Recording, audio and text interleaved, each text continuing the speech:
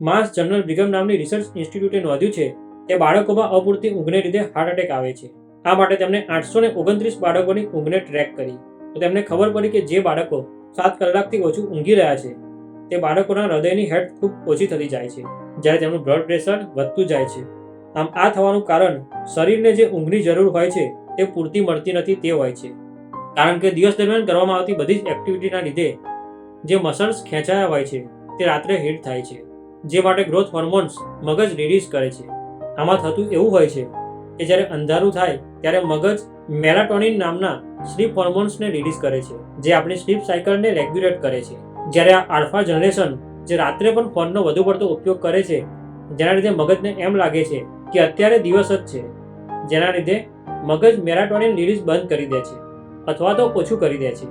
અને આવા જ વિડીયોઝ માટે પ્રમુખ પ્રસંગમ ચેનલને સબસ્ક્રાઇબ કરવાનું ના ભૂલશો.